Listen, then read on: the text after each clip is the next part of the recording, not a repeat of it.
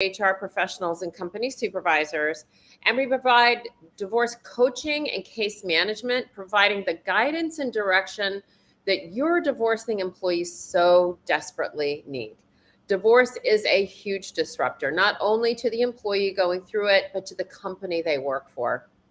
And our coaches have a very unique perspective on divorce, and that sets us off apart from anything else that's in this process. Our coaches have a deep understanding of the legal, financial, and emotional aspects of divorce, and they can even handle the highest conflict of cases with compassion and professionalism. Our coaches are trained to look at the entire picture, helping your employees make good decisions based upon their goals and their expectations. So if you are an HR benefits manager or an HR benefits provider or consultant, please reach out to us and see if adding our suite of solutions is a good fit for your business. And as a reminder, we have SHRM credits for SHRM members, and we will post a link at the end of this broadcast so that you can make sure to grab those. And now I'd like to introduce you to Paulette Rigo. She's my friend, she is my colleague, and she is an incredible certified divorce coach and mediator. And she's also the director of coaching and case management here at Divorce Right. And today we're going to be talking about developing listening intelligence to support your divorcing employees with our special guest, Allison O'Brien. Allison is a facilitator and master trainer with Echo Listening Intelligence based in Boulder, Colorado.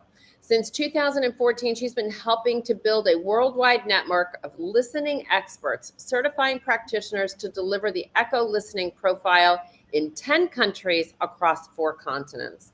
With a broad scope of work, executive leadership coaching, leadership training for new, emerging, and mid-level managers, workplace conflict resolution, and corporate communication strategies focused on listening, Allison uses 2 assessment tools, the Echo Listening Profile and the Conflict Dynamics Profile. Both instruments provide the crucial insights needed for shifting the way people receive information, share information, and manage their emotions in this challenging situation. So welcome, Allison. We're really excited to be talking about this topic because this is a critical skill for not only the HR manager, the supervisor, anybody in leadership, but also for the couple that's going through it. So I feel like we have a double whammy today. Thank you for being with us. Thank you so much for having me. I'm really excited about this conversation and feel really passionate about listening, workplace communication, and then also managing the divorce process with the most grace and for the best outcome. So thank you. Absolutely. Well, Paulette, I'm going to let you take it away. Well, Vicki and I are so glad you're here, Allison. Thank you. And I can't think of anything more important to focus on than listening skills. As personally a mediator and a divorce coach, I believe 90% of the work I do is listening. It's so key. Yeah. And missing the little nuances of things is easy, where you're not just listening to the words they're saying, but the inflection. So for those people out there, that may not be aware of this, I want to dig right in with that foundation or a baseline. Where did this work come from? And could you define what listening intelligence is for those of us that need to have that? I'm gonna say it might not be defined in Webster's dictionary. What does it mean? Yeah, great question. Well, let's talk about this concept of listening intelligence through the lens of some of the myths that are out there around listening. This myth of good listener, bad listener, or this myth around someone is listening or they're not. So one of my missions and a big part of my work is helping to dispel some of those misunderstandings about what listening really is. We know from the most recent science and research around listening is that it is a cognitive function. We hear with our ears, but we actually listen with our brain. So as we are taking in information, we're making sense of it and we're filtering it through unique lenses. And we all have these unique lenses that we're using, and we habitually develop behaviors that are preferences in terms of what we tend to pay attention to and for, and what we might unintentionally filter out. That said, we often assess or judge someone about their listening or whether or not they're listening, when in truth, they could be listening to and for different types of information than we are sharing. Right? So the better question that we want people to be asking is, are my habitual listening filters supporting or hindering the intended outcomes of this conversation? And is it appropriate for the people involved, the circumstances?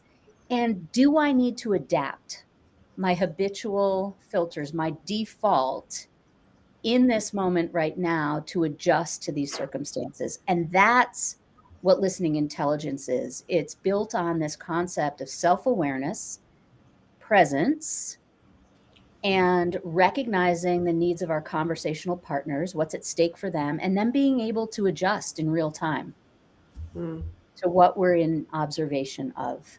So that's really the end goal of this work, is helping people to develop that capability or that agility in their listening that allows them to be more valuable and contributive in any conversation, whether it's a high stakes decision that needs to be made or a challenging conversation with a colleague, a spouse, a friend. So that's really what I'm all about. Beautiful. Thank you for sharing. I've just write all that down. So I'm dying to know what the definition, or you could explain a little bit more about what habitual listening filters are. Yeah, great question. So the research and the development of the Echo Listening Profile, which is a 10-question scientifically validated assessment tool, which identifies these preferences or these habits that we develop over time. There have been 4 main habits that were identified in this research. And I'll just share very high level, without going into a lot of nuance around each one, that there's connective listening, which is an external filter. It's listening for, how does this information impact others? The flip side is an internal filter called reflective listening, where someone with dominance in this habit would be filtering through the lens of, what does this mean to me personally? How does this impact my role, my job, what I need to accomplish? Then there's analytical listening, which is all about accuracy, truth, data, research, verifiable sources. And then there's conceptual listening, which is big picture, more abstract. It's about making connections between almost disparate ideas. It's future oriented, or possibilities. So if you think about people showing up with these different filters, it's highly likely that in the same conversation, people are walking away with very different takeaways of what's been said. Right. And as a result, they're moving in very different directions, despite the fact that they may feel like or believe that they're aligned. So when we're focusing or filtering through these different lenses, and we're picking up on unique information that may or may not get surfaced collaboratively, we could be moving in a very different direction than even the person that was sitting in the exact same meeting right next to us is moving in. Yeah, I think is it biases that people bring to the table that determines kind of what they hear or how they hear it? So I think that's a good way to say it. And I would say that, over time, we develop habits. That's how we characterize listening, is that it's habit-based. So over time, we humans develop habits. And in many situations, those habits serve us. And then at some point, maybe they no longer serve us or benefit us in the same way. And that's the point at which we might need to look at it and apply some intentional effort to shifting it. And that's really this idea of listening intelligence, is being self-aware, What am I relying on in the moment habitually in terms of my listening filters? And is it most appropriate for this situation right now, given what we need to accomplish in this situation? Mm. So, for example, if my habitual filters are really more oriented towards people, the impact on people, and I go into a meeting that is really oriented around determining the budget for Q1, and I'm not filtering through that lens, I may not be showing up in the most valuable way, or I might be responding to some of the decisions that are made through a very different decision-making criteria than is called for in that moment. Mm. So you mentioned those four. We've got connecting, reflective, analytical, and conceptual. Is the goal here to develop all four and know when to use the right tool? That is such a good question, Paulette. The goal is to develop this great sense of self-awareness, presence in the moment, in every conversation, right?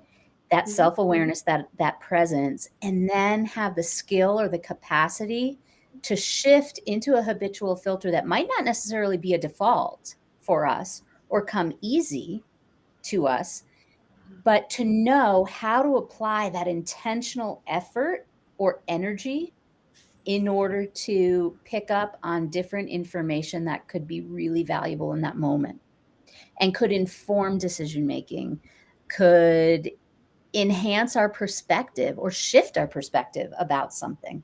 Hmm. So you can easily see why listening is a key skill in organizations. I will never listen to the comment, "You're not listening to me ever again." Right. I love that. Yes. How you're listening, right? It's how Right. It's just such a vague statement. Yes. And that's the thing, especially when we are in difficult or challenging conversations. How often do we walk away saying, so and so didn't listen to me? I've said it the same, I've said the same thing 100 times and they over still and over. don't get it. In a Mhm. situation like that, to a leader or to, an individual in a challenging conversation that comes up over and over again, I would say, okay, so you've said the same thing over and over again. Have you shifted the way that you are saying it? Have you really tuned in to what's important to your conversational partner and shifted your message, maybe your language, in order to connect with something that they're going to really hear in a different, more impactful way? So the So onus not is on us as a speaker to be able to Mhm. shift at times. Right. So not only do we need to have listening intelligence, we need to have speaking intelligence. Right. And You have to be able to read the room, is what I think I'm hearing, right? Mhm. Read the room, know who you're talking to, and where their expectations are. So let Mhm. me ask you, Allison, because I find this so important in this space, because when an employee is going through a divorce, they are not able to focus well. They are probably taking everything out of context, or I've said it a million times, and then the next thing you know, they're screaming, they're losing their minds, they're behaving in ways that they normally wouldn't behave. So if Yeah. you could offer just one piece of advice, maybe two, that will help someone immediately improve the quality of their listening, what would that be? And I know you have a story in there too about how you used this. Yeah. Yeah. So I will share with you and everyone on the call that I actually did go through the divorce process with no lawyers involved and no mediators involved. And I truly attribute, yeah, I know, think of all of that time and Sure. money saved because we were able to have some really challenging conversations and stay emotionally agile in the process. So I think this idea of emotional intelligence and listening intelligence, they're inextricably linked. It is really difficult to teach someone or train someone to be compassionate and empathetic and really care about what's at stake for someone else just inherently. I think that if you teach people to listen, they organically become more compassionate and more empathetic because they develop this desire to have more genuine, authentic, vulnerable communication and connection. So that piece of advice that I would give people is to really develop their emotional agility. And what I mean by that is in conversations or situations that are very triggering and where we perceive threat and our brain, our amygdala is being hijacked by this bioreaction of fight or flight or freeze or appease. When we are in the midst of that, it is impossible to listen. It is impossible to care about what's at stake for someone else and to be genuinely curious or to inquire. Typically, in that situation, when we're triggered, we are going to advocate for our own position and coerce versus really truly try to listen, to understand, and learn. So, if we develop that skill or that agility to recover that part of our brain that is thinking and reasoning, if we have some tools to be able to manage that bioreaction, our listening improves. We become more compassionate about our conversational partner. We care more about what's at stake for them and what's having them show up in this way that may be triggering to us, that may be hurtful to us. But if we can manage ourselves and manage that emotional response and that bioreactive response, we can have a much more valuable conversation that's grounded in listening. Well, it's interesting because we had talking about that hijacked amygdala and cortisol, right? Cortisol is supposed to be, it's that fight or flight hormone that, gets you from back in the day, when a tiger walked across the cave door, its design was to shut down all of the systems you don't need so that you could get blood to your glutes, your hamstrings, your calves, and get the heck out, right? So we're in an industry where that is like not only more than 15 or 20 minutes at a time, but it could be days, weeks, months, years, and even decades. We were not designed to be under this kind of chemical hostage situation with it taking over your brain. So you had said, what are some of the things that you do, the techniques? Because I know what I was taught by a wonderful woman by the name of Dr. Daniela Koffer, and she studies stress on labs at UC Berkeley. And she taught me a lot about this, and she has some. I'd like to know what your techniques or ideas are around getting rid of that hijacking. Here's my top one, my suggestion, what I encourage is for individuals to have a go-to question, meaning a question that they ask themselves either internally or externally to their conversational partner, but a question regardless of the perceived threat, what that trigger is, what bioreaction they're in the midst of, whether it's fight, flight, freeze, deer in the headlights, or appease. And we use this go-to question when we have that awareness that we're in amygdala hijack. And that happens in 0 to 3 seconds, closer to 0 seconds, right? Yes. It is designed to guarantee our safety. Like you were talking about, that saber-toothed tiger, we've got to run from it. The thing with the amygdala is that it sacrifices accuracy for speed. Yep. So it's going to respond, and we need a tool to manage it effectively. The go-to question is, again, regardless of the situation, it's something that we ask ourselves that is a reporter type question. The one word we want to avoid is why at the start of that question. So we might ask ourselves, what just happened? Or my go-to question is always, what am I missing? And then I follow it with, what do I need to learn that I don't know now? So anytime I perceive a threat, a social threat that fires up my amygdala is, what am I missing? What do I need to know that I don't know right now? So it transitions into learning, inquiry, and compassion and getting more connected to what's at stake for someone else.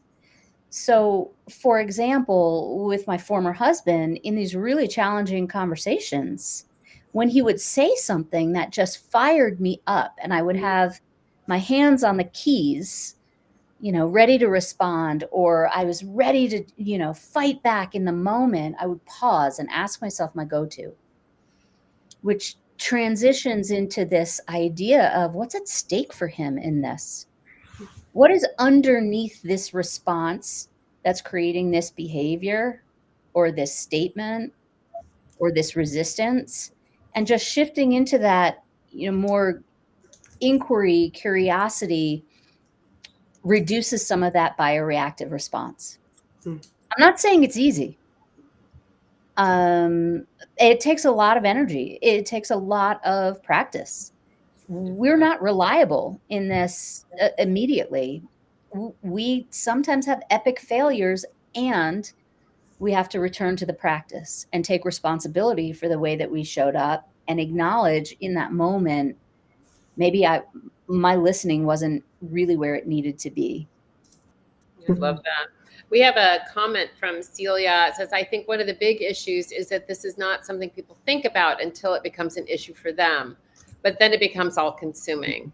As you state, someone going through a divorce or breakup will be dealing with all sorts of issues, emotional, financial, legal, and depending upon how it all pans out for these issues can go on for years. So there is a huge knock-on effect, and this will impact them in the workplace. Absolutely. This is such a huge issue. You only have to look at the statistics. It's great that you are raising awareness. So thank you. Thanks, Celia. We appreciate that. And it's, you also have to be strong enough and self-aware enough to Yes. look and to say, what is it that you're bringing to this, right? Because it's sometimes you. It's not always them. Sometimes it's you that's causing that problem for sure. 100%. Yeah, I think right? you just said something really, really important, Vicki, which is that in any challenging conversation where emotions are involved and there's response or reaction, it's a dynamic that was created between two people that came together. And this dynamic, there is responsibility on all parties to that have come to create this. And so if I know I'm showing up in a way that is not adding value, I have to own that Mhm. and shift my causing behavior. more chaos, Yeah. oftentimes, right? Yeah, that's Yeah. one of the things divorce coaches are so trained in doing, is to help them become accountable for everything, their reactions, observing their emotions, slowing down and being able to pull back a little bit so they're not reacting. Like you said, you have the keys, and these electronic devices are horrible when it comes to this. So there's no more eye contact, and you're not really able to listen, and you're not able to use all of your senses. It's a one-dimensional world instead of a multi-dimensional world. So we miss so much of that, and it becomes much more reactive, right? So there's a danger that hitting send is tricky. Mm-hmm. We filter through our own interpretation when we read that written word or that written text. I always like to encourage people, when there is emotion involved, in a Mhm. conversation, like you just said, Paula, we need the most senses involved as possible. So if there's an emotional component to a conversation, really best case scenario that happens in person, next Mhm. best case over video or Zoom, next best case phone. And if that's not possible, pause the conversation.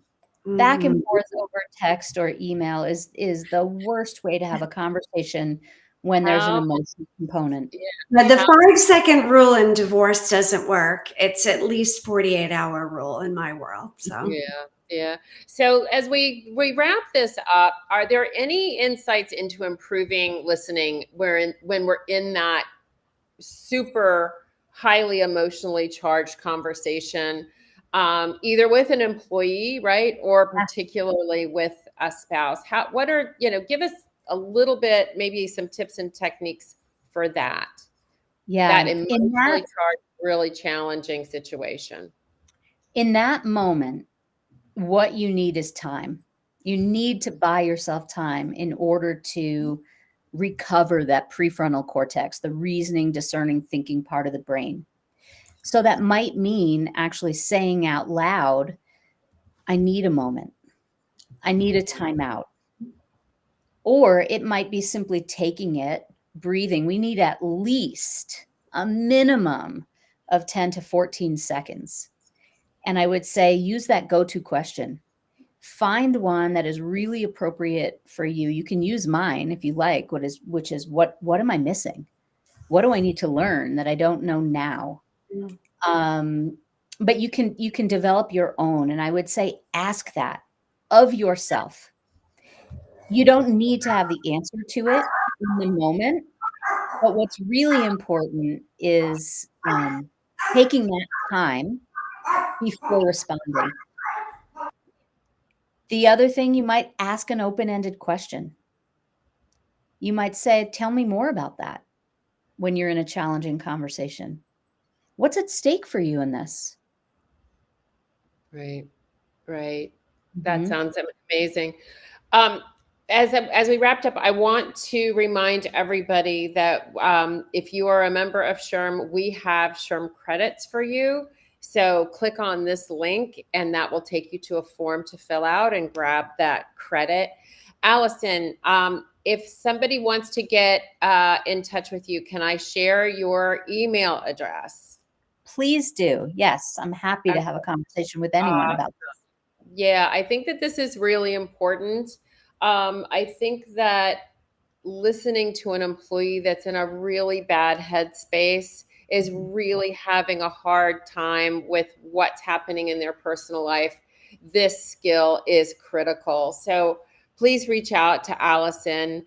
We're going to be doing some more of this for your divorcing employees so that they can get some real serious skill sets around listening so that they can have hopefully a divorce that went as well as yours did without the need of everybody killing each other and destroying each other. And there's so much destruction in this process. It sounds like this can make a big difference with families as they end a relationship that's no longer working. Allison, thank you so much for doing this with us Yeah, today. And thank Paulette, you. thank you so much for being on this with us again today. And we will see you next week with another LinkedIn Live where we work on trying to help you as employers manage the challenges that your divorcing employees are going through. And if you think that this is something that you'd like to learn more for your employees, for your clients that are, if you're an insurance broker, benefits broker, please reach out to us. We're happy to help. We love the opportunity to share what we do and the impact that we make on your employees. So until next week, we will see you all again. Allison, again, thank you so much. And I will see you ladies on the other side. Bye for now.